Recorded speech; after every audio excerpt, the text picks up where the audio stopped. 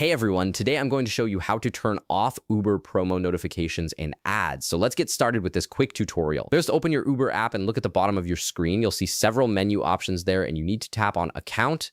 This is where all your personal settings and preferences are stored, so it's the starting point for adjusting how Uber communicates with you. Once you're in the Account section, scroll through the options until you find Settings. Go ahead and tap on that.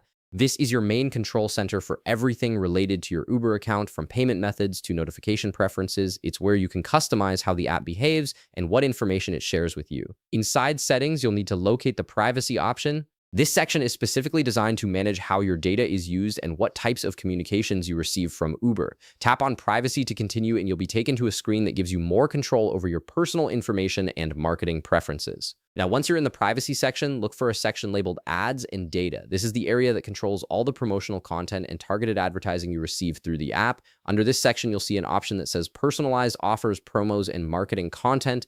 This is exactly what you need to adjust if you want to stop receiving those constant promotional notifications and targeted ads that Uber sends based on your activity. Go ahead and tap on Personalized Offers, Promos, and Marketing Content. This will open up the specific settings for how Uber uses your data to send you customized deals and promotions.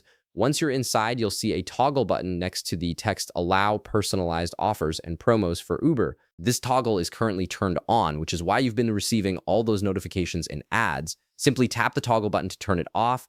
When you do this, the button will switch from its active state to an inactive state, indicating that personalized promotional content is now disabled. This means Uber will no longer send you targeted ads and promo notifications based on your ride history and app usage, and that's it. You've successfully turned off Uber's promo notifications and ads, giving you a cleaner, less cluttered experience when using the app. If this video helped you out, be sure to leave a like, subscribe, and I'll see you in the next one.